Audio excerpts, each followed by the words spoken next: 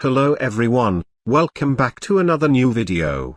Today, I'll be showing you another brilliant chess puzzle composed by Tigran Gorgiev again. His previous puzzle I showed you had the key idea of white still being able to castle kingside in the middle of the endgame. This time white is able to castle the opposite way.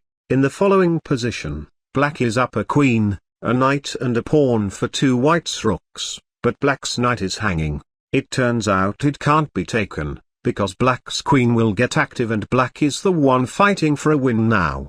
Therefore, white doesn't play it. Instead we can play the amazing move castle queenside check. Now, the engine suggests for black to sacrifice his queen for a rook, when white will have a rook and a pawn against black's knight and two pawns with a winning position. But, black doesn't give up and tries to run his king. But what's wrong about that? It allows white to start checking with rook e2, and black has two choices, running the king even more or sacrificing a knight on e3. The first one seems more obvious and better, but white will keep checking with his rooks and at the end, black will have to sacrifice his queen or else, he will get ladder mated.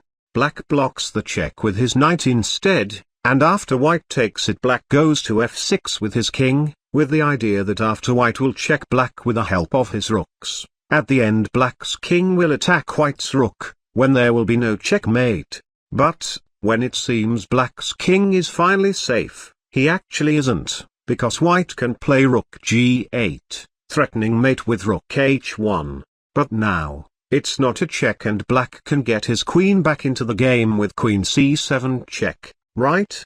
There is only one move that wins the game for white, and it is king b1. But what's the point of this move? It seems white can't escape the checks, after black's queen goes to h7 with a fork.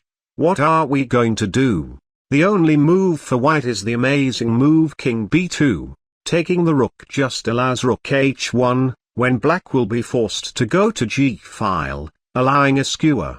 Instead, black tries to protect the h1 square, to not allow rook to go there. The problem with this move is that it doesn't prevent rook h1 at all, allowing a brilliant rook sacrifice on h1. The tactic is very simple, as you may have guessed. After queen is forced to take the rook, white can win black's queen with rook h8 check, when white will be up a rook for a pawn with an easy win. Also king a1 instead of king b2 allows queen e4, when rook h1 is now met with check. There were some more variations of this study, but I found these more interesting. If you want to see more brilliant chess puzzles like this, be sure to like and subscribe for more. Also join our Discord.